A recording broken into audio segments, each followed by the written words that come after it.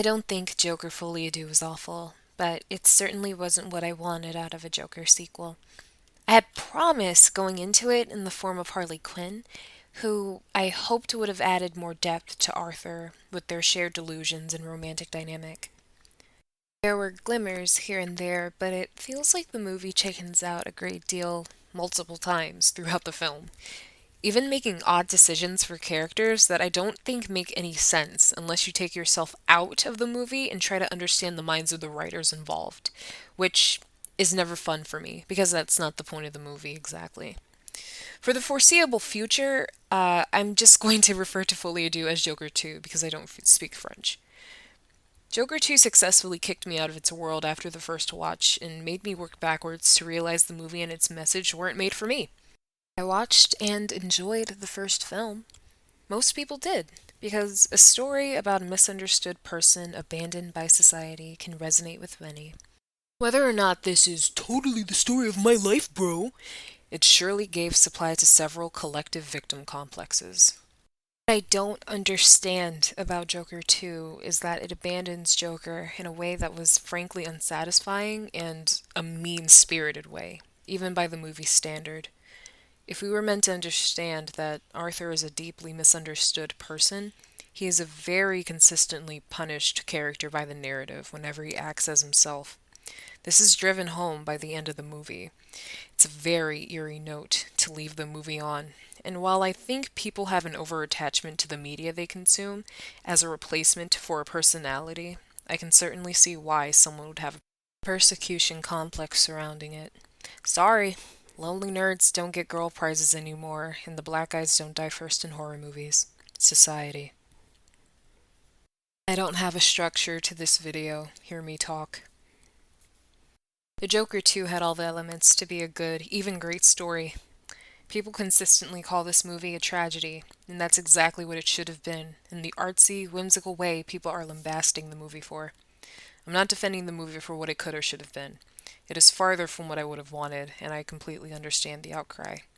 In this video, I will be highlighting what is there and how strange the direction the movie took, given what seemingly was a proper first quarter in my eyes. I think it's important to analyze the plot for what it is. A common talking point I'm hearing. Whether it is due to many YouTubers using AI to write their scripts or forming opinions from a copy of the running narrative surrounding the movie, is that the plot is paper thin, and I beg to differ. There are a lot of elements in the film: the impact of the Joker, Arthur and his mental state, the details of the trial, how he is treated by other patients in the asylum, and most importantly, Harley Quinn. The real issue with the movie is that it never gives enough attention to the elements that would give it more depth. It would rather focus on its lengthy musical numbers for the sake of itself, which I agree is a huge misfire, because these sequences don't lend anything to the romantic tension or development between Harley Quinn and the Joker as a couple, or as individuals.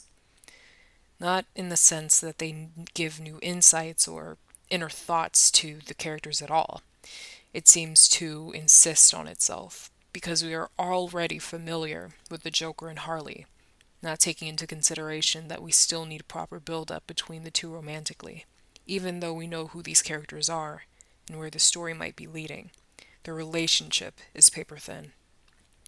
Fantasizing, but what's a little extra scene with Arthur catching Harley singing and expertly playing the piano to give us a nod to her actual upbringing of a rich girl lying about her background, creating an added layer of tension in their relationship instead of a seemingly disconnected musical number with Joker talking at the audience about how he doesn't know if he should trust her or not.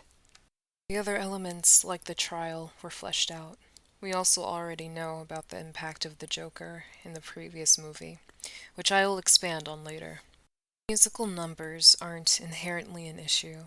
In fact, these types of elements in film and TV are used to get deeper insights into characters and their previously unknown feelings, or mental states to hint to details in later or previous events in the story. It gives rewatch value, in my opinion. In Joker, however, it quite jarringly beats us over the head with the obvious. Harley is using Joker to gain attention and notoriety. That is about it. The I'm honestly unconvinced of the amount of attention she was garnering and how seriously she was taking the building the mountain part of the plan. I won't harp on this too much because this is more about me wishing for a better movie, a thing I do a lot. But I also find it very fascinating that after meeting and starting a romance with Harley, Arthur begins to show affection to his lawyer, another woman, a professional, handling the gritty details of his childhood, coming to his defense, no less. I won't get into how much of a missed opportunity this was, especially considering Harley Quinn's own story from the comics, but I digress. The lawyer outright states Harley is full of it, and we do get to watch Arthur and Harley see each other for who they are in the real world, which sorely needed outside of the disjointed musical numbers on stage. I think the choice to have Harley be so inactive in advocacy for Joker was also strange, only because I don't remember a scene shown where she had her doubts about Arthur prior to his admission that there was no Joker. Perhaps this was too subtle for me to pick up on, since I was trying to wrap my head around other things about the film that bothered me. I don't think this is a misstep in Harley's character. Being in it for herself and the glory is fine, but it's the presentation, of course. I think it was obvious from the get go, but especially when the lawyer mentioned it outright the first time. As mentioned before, we didn't need the exchange of the two on stage talking matter of factly about it. It came across as very campy, somewhat insulting to my intelligence. I'm sure other people felt the same. In fact, the most we see her do was lie to Arthur about her background and her pregnancy. Then she told him to embody the Joker, put on some makeup in her bedroom, and presumably blew up the courthouse for their big escape. Lame. I can't even give a real critique of Gaga's performance, because they gave her fuck all to work with. If a new take on Harley Quinn was what they were going for, then what a snooze fest. A new interesting Harley would be her doing something on her own accord, possibly rallying the already divided masses to Joker's side, and causing even more chaos and disarray in the city. This was a very diluted, inactive, and somewhat self-preserving Harley Quinn than what I am used to. As I'm writing the script, I actually totally forgot that she burned down the asylum with her cigarette and matches in order to get Arthur to leave the movie with her. Probably because of the god-awful auto-tuned voices, utilized with both Phoenix and Gaga singing performance, that my ear is now trained to hear at this point. Shout out to YMS. So now I'm even more confused as to where this level of enthusiasm to destroy in order to get what she wants went during the latter half of the movie. Why did they stop there and not go all the way with something already established so perfectly early on? I'm also curious as to why the angle Harley chose to inspire the Joker out of Arthur was to promise him a home and a baby. The Joker, the man, or character, who killed a TV show host on national television and incited a riot thereforth, will be very inspired by the prospect of a white picket fence and child on the way, according to Harley Quinn. Okay, some mountain that is. It's very strange, in fact, because it calls into question what Harley actually wants out of the Joker. Does she even know? Come to think of it, what did the writers mean by this? I know I've likely thought and have asked more questions about this more than the writers have in the last 15 seconds. If this isn't the case, then some insight on their creative intent is definitely in order, because I can't take this story fully in a vacuum.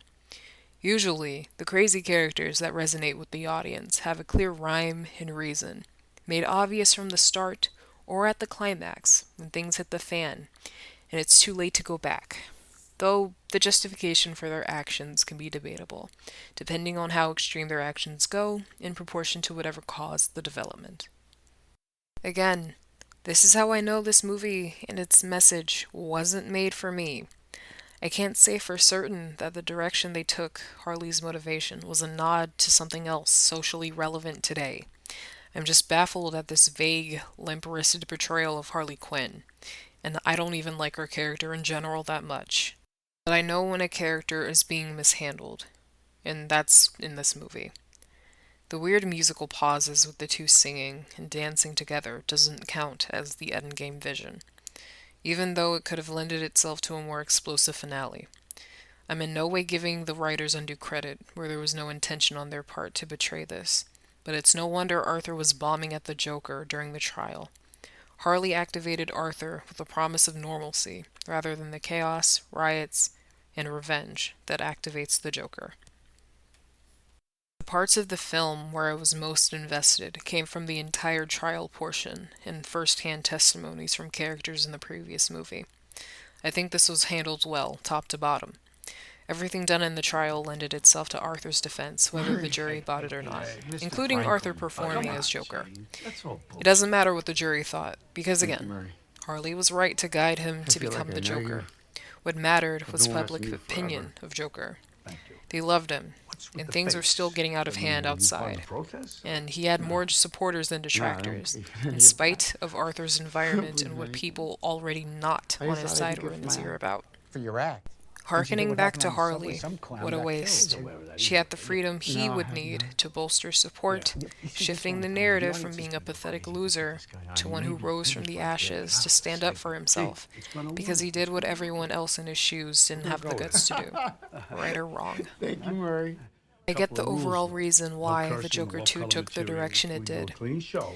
Joker 2 was Okay, never you- meant to you continue go right Arthur after as the Dr. Stone. Joker, I love and that is Dr. something I Stone. knew Good, before the good, movie good. came Someone out. come and get you, okay? However, the film didn't earn the right to satirize Thanks, itself Murray. with its musical numbers because Murray, it failed one to song convince or invest Yeah. people When into you the bring me relationship out, that hinges can you on the introduce outcome me of as Joker Joker? and how he handled the wrong with you, really? consequences of his actions.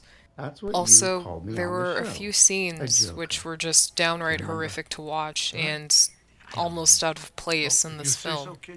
Especially with it outright being stated Thanks, Murray. to us that Arthur went through childhood sexual assault, and then seeing it happen again in adulthood on screen.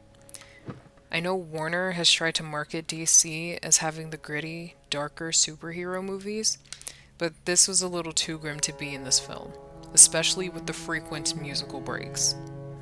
Coupled with the fact that he dies on a low point anyway, I don't think this depiction of male prison rape is necessary, even though we know it happens in the real world. Arthur is very well tortured, and it didn't add anything. Overall, the premise had promise, but the elements of the movie were mishandled. If a little bit more thought was put into the movie, and less of a desire to subvert expectations, the fall and end of a beloved character could have been great. I think there is nothing wrong with giving the audience what they want, especially when the story that was told in the first place was pretty much only meant to just satisfy the people that really liked the first movie, not necessarily to make people think. This movie isn't very deep, and neither was the first. I have to say that because I think whether you love or hate the first or second movie, nothing was particularly layered in deep character study and subtext that people claim exists in the first movie and thus squandered in the second. Everything was pretty by the books in movie one, and now we have this oddly constructed second movie dismantling a really well done first movie. In the name of what, exactly? It can't be money. This is also why the Joker never having a well-defined backstory is what holds up the mystique of his character. Attempts to do so are mistakes. The intention was to somehow take the edge off of the first film, and Joker as a character. Then this movie does a terrible job at it. Nothing about the Joker in this movie was deconstructed, but everything about Arthur, the man forgotten, literally raped, and ultimately killed by society that failed him was. How tragically lame and mean-spirited. Thanks, Todd. Very cool.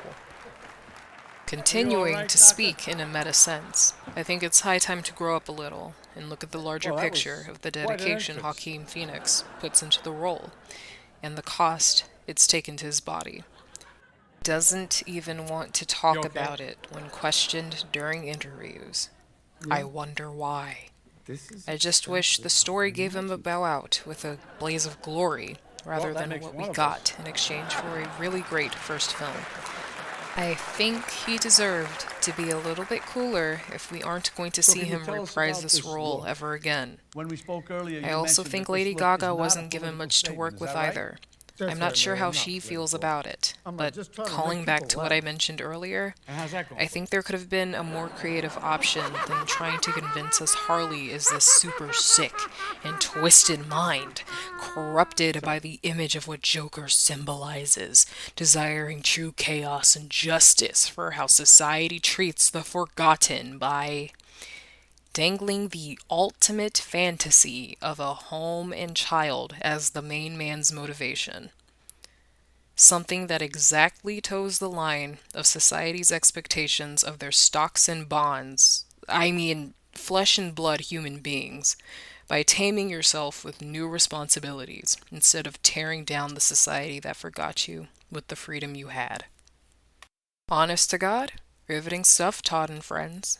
I don't know what you guys meant by all that, but you've clearly outdone yourselves. As we know with Hollywood, they don't care about the art, but the money and the potential to make more. I guess they forgot subversion for the sake of it, and the rage bait that follows doesn't work anymore as a marketing campaign. Anyway, I have more thoughts on the film, but that was my take on it. Let me know what you think.